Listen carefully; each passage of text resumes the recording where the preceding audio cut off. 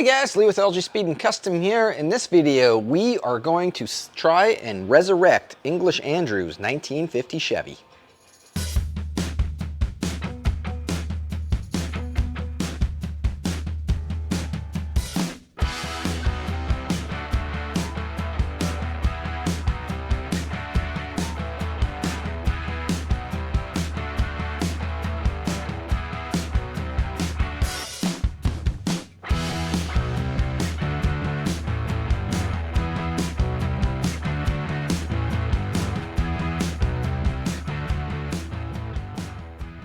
Well, this is English Andrew's 1950 Chevy.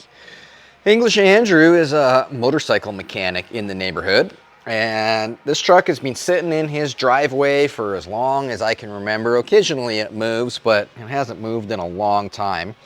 So Andrew bought this truck when he was living in LA in 1994. He has had this truck for like 31 years. Drove it all over LA when he was living there. He lowered it, put dual carbs on it, Fenton exhaust, and it was just his truck. He's not really a hot rod guy. He's always been like, I'm a motorcycle guy and this is just my truck for hauling bikes. The reason he lowered it is to make it easier to load bikes, or at least that's what he says. I think maybe like deep down inside he knows that it's a little bit cool to have a lowered truck. And anyways, English Andrew eventually moved back to England and had the truck shipped to England. At one point, he was living in Paris, and while he lived in Paris, this truck was his daily driver. It was the only vehicle he owned, he said. And then eventually he moved here to Canada, to Victoria, where we're at, and shipped the truck over. So he says the reason why he stopped driving it is the gas tank rusted out and plugged the carburetors up full of crud. He did say that he put new Weber carburetors on it. At what point? Looks like possibly fairly recently, because these they're not super crusty looking, but they just plugged up again. So he just parked it and has never really gotten back to it. He says he's more interested right now in working on motorbikes. So he brought the truck over here to get me to fix it. He has a brand new gas tank that we're gonna put in it. And we'll put a new sending unit in as well, possibly replace some of the fuel line if we need to, and clean the carburetors out. Gonna put a battery charger on it. It might need a new battery. I don't know how old this battery is and if it'll take a charge or not, but yeah, we're gonna see if we can get this thing running. Just got towed over just before lunch, so let's get into it. First thing, we'll throw the battery charger on it and start taking the old fuel tank out. So I think the batteries, yeah, it's under the floor mat here. It's a old Optima red top. Looks pretty crusty, but it might still be okay. What do we got here? This looks like it could be a sending unit. Yep, brand new sending unit. So we'll put that back here with the tank. Oh, of course this door is gonna stay open, or not stay open. Maybe we'll use the sending unit to prop this door open in the meantime. There we go. Put this in the back. Pull the seat out. Ooh, it's damp in here. This thing smells exactly how it looks inside.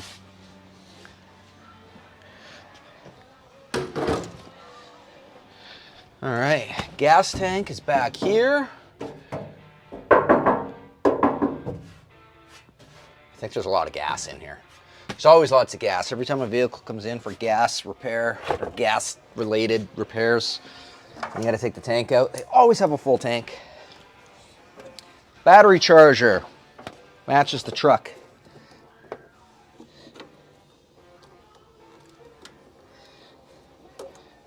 Hook this guy up and then hopefully I'm gonna reach my plug-in right there.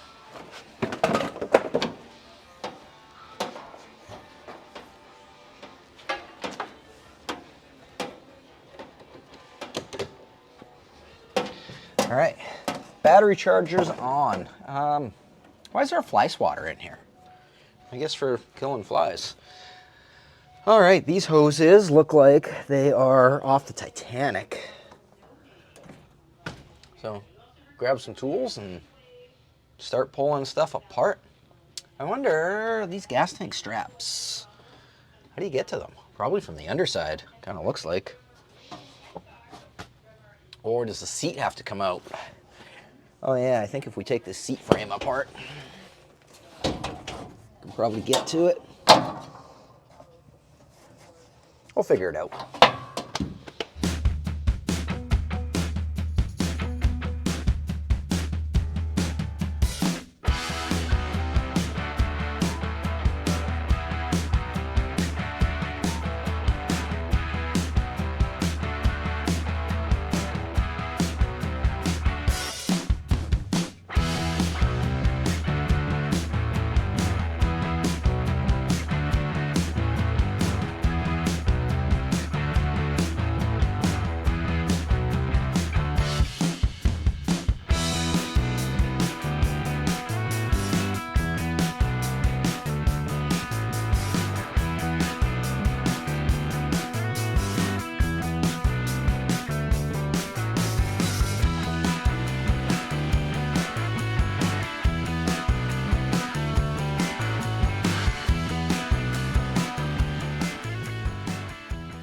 I found the bolts holding the gas tank in and sauced them all up. See if, what's going on here? I will just go on there. See if we can get this apart. Huh, I can't get my socket on this side. Weird. I got it on that side. I got that side apart. Well, get a flat wrench, I guess. There we go. We got a ratchet wrench on there. I can't believe how easy these are coming apart for how crusty the end of that bolt looked. I could do it by hand if I could actually get my fingers in there.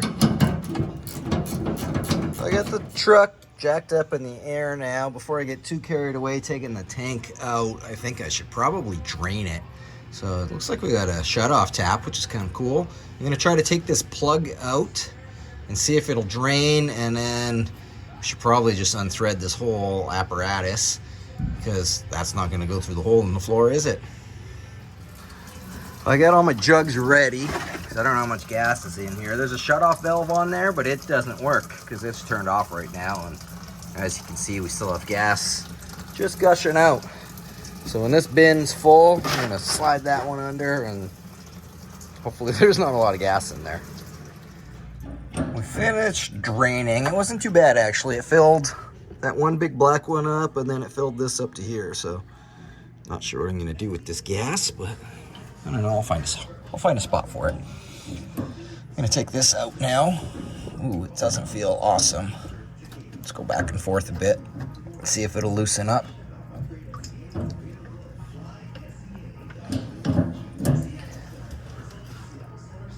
Oh yeah, it's getting better now. Just getting gas all over me. It smells fantastic down here.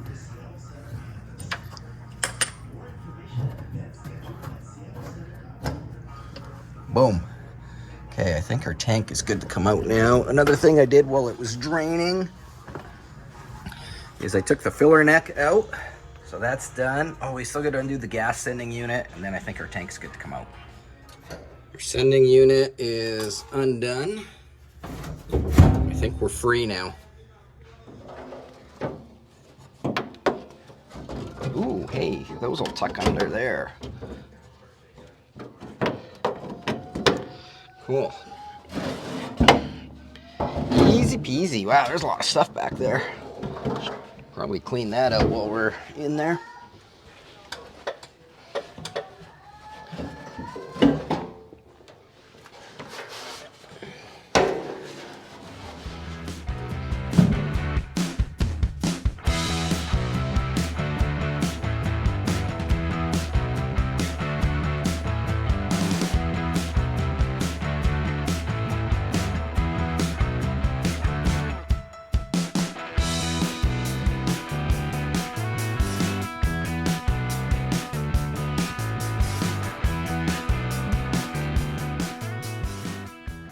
Back of the cab's all cleaned up. I think we're ready to put the new tank in. There was a plug in there from when they shipped it. I just took that plug out, as well as I just ran this through the wire wheel really quick to clean it up. this ball valve does work. It just doesn't plug this port. It only plugs this port. So whatever, it's fine. I put some new Teflon on here. This is yellow Teflon. Yellow Teflon is for fuel related stuff like gasoline and propane and stuff like that. If you use regular Teflon with gasoline, it'll just eat it and it doesn't work properly. So I think we should make sure this fits before we get under there. Oh yeah, that's happy. So we'll put the tank in and then we can put this back in from underneath.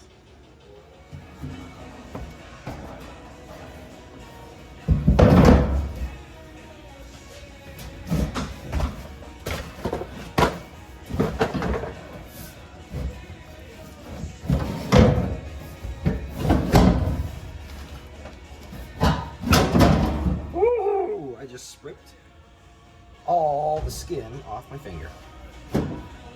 That sucks. Look at that. Ugh. There it is. That's part of me. That's my finger.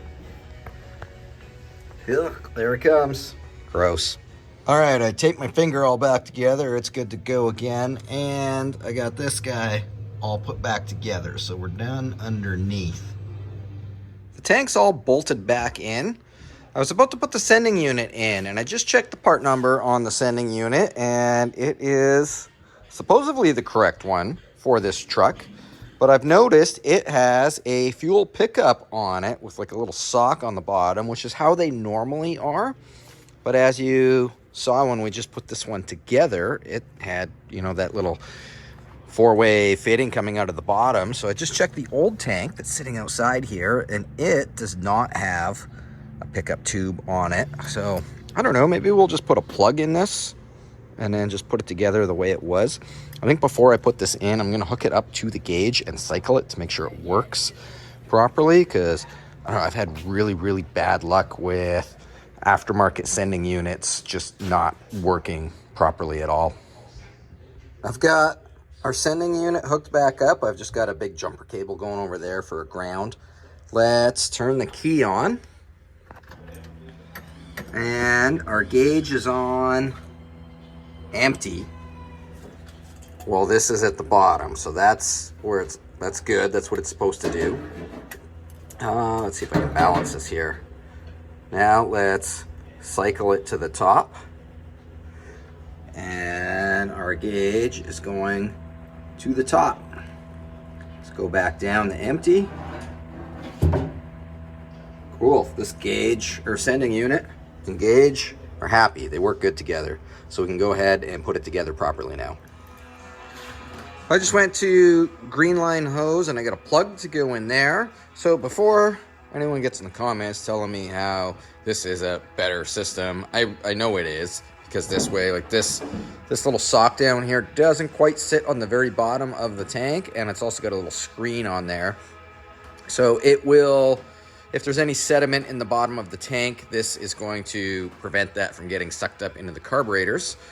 Whereas the way it currently is, just coming out the bottom like that, it's going to come out. But being a brand new tank and with some fuel filters, it should be okay. It'll be fine, and this way we don't have to completely redo the entire fuel system. So we're going to put this back in. I also got some new hoses for our little filler spout here, because these ones are definitely a little crusty. So I'm going to quickly slap those in, and then we'll tear the carburetors apart.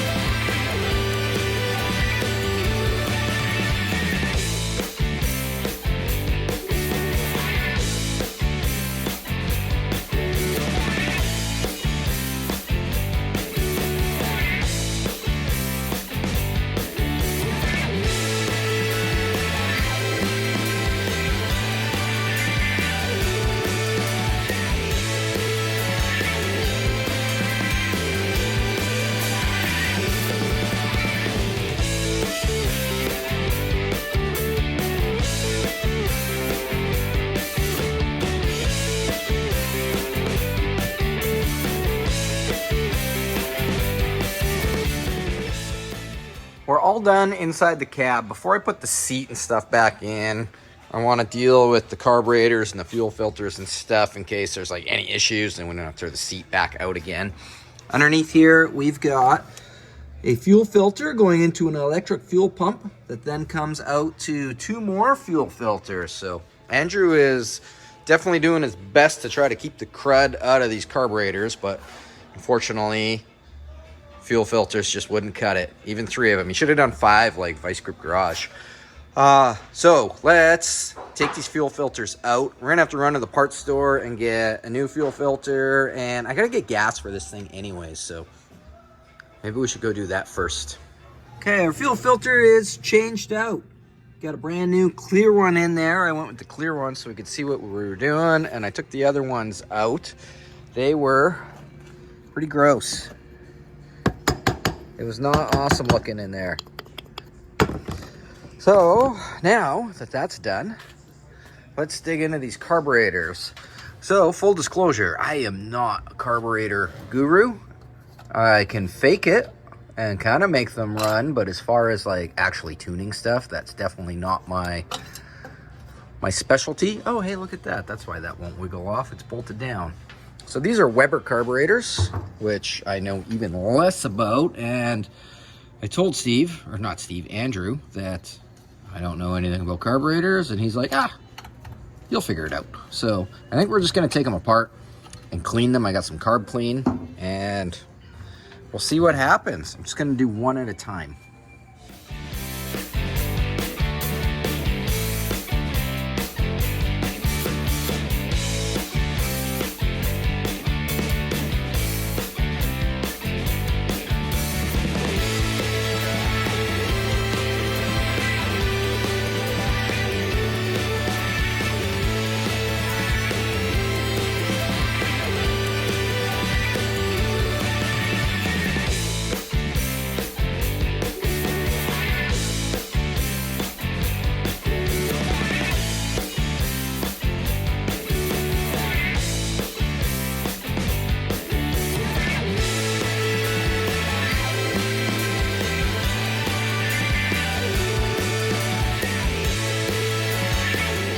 Look at that. Look at all the crust down in there. No wonder this thing didn't run. You could plant potatoes in there.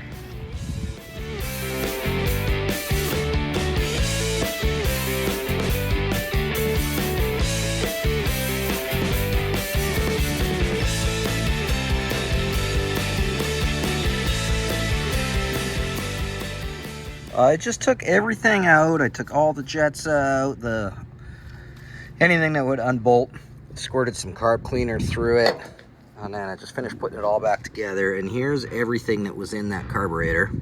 This was a clean bin when I started. So, I don't know. I guess we'll just put it back together and do the same on the other one and then see what happens. Can't be any worse.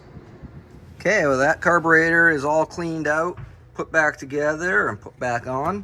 Just gonna do the same thing with this one now, and then we can see if this thing will fire up.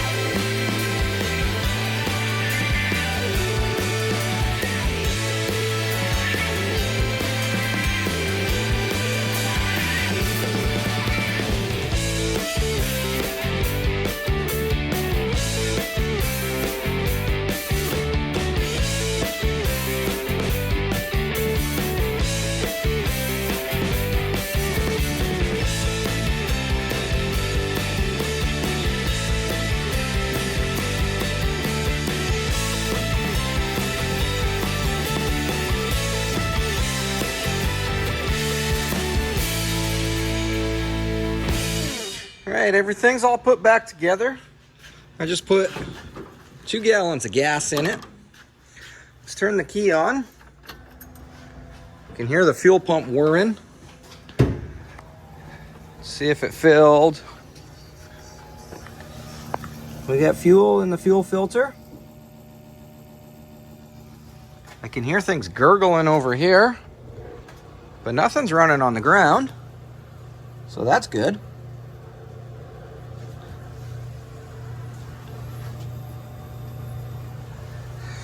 What do you think, Roy? Should we hit the key? Hit the key. This is Roy, everybody, my assistant for the day. Does this have a foot pedal still, or can you just turn it with the...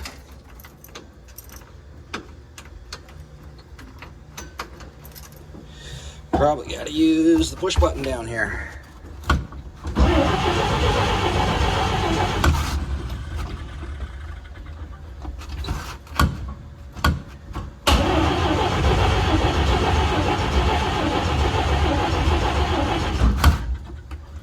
This throttle pedal's acting weird. I'm gonna look into it.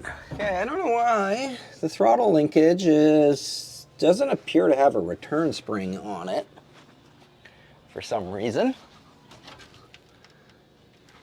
But I don't know. We'll give it a try. See what happens. Okay, key on. Oh, that sounds promising.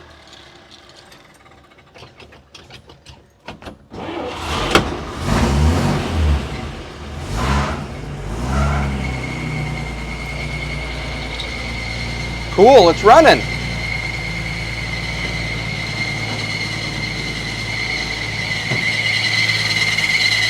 that the alternator squealing?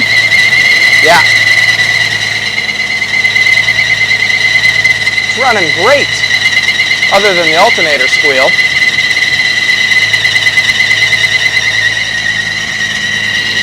Got no fuel leaks anywhere. Nothing on the ground.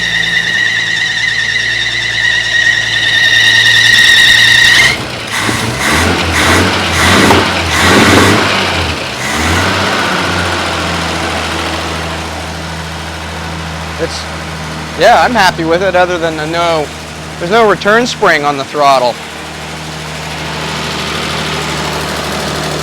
Our fuel filter's nice and clean.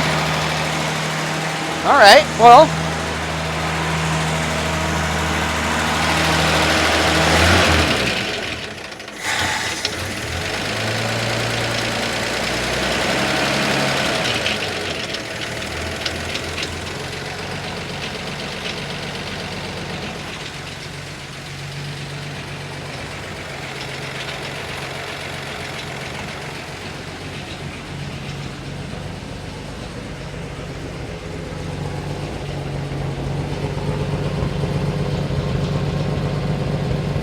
Did I leave it in gear?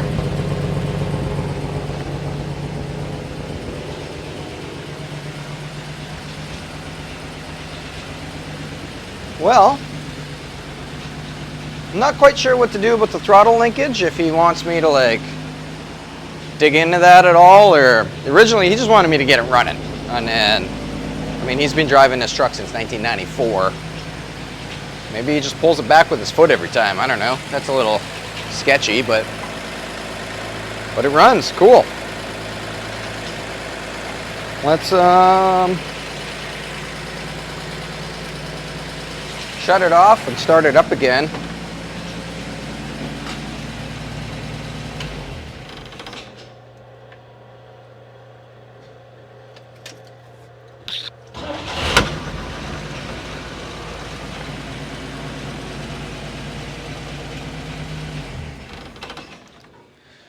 All right.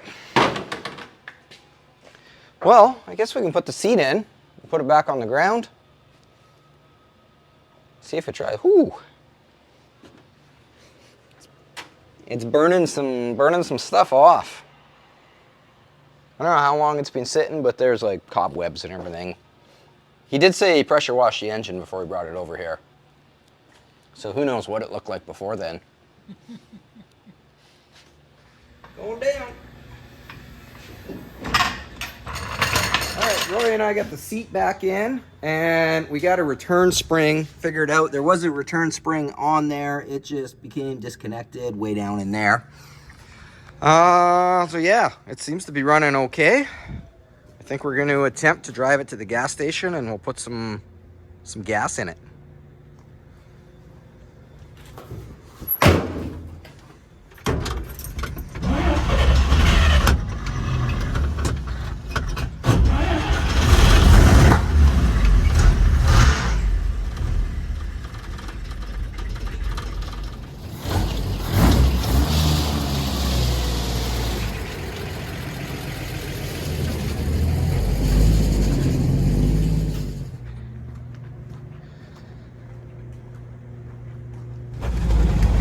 And we're off. This thing's actually pretty comfortable to drive. Steers nice.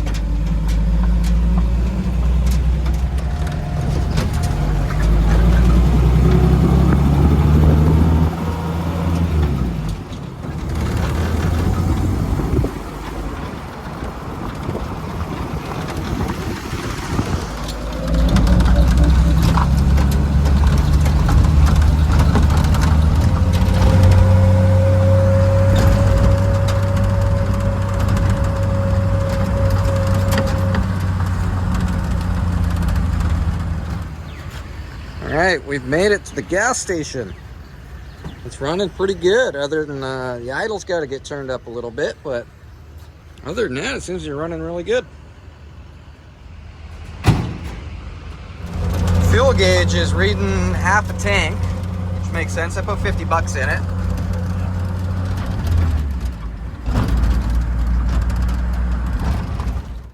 There we go. We went to the gas station, got gas, came back. It ran great. It's actually the next morning, and I just did a cold start on it, fired right up. So I think it's good to go. Andrew that owns it, he's on his way over right now to pick it up, and it's back on the road again. So thanks everybody for watching. I really appreciate it.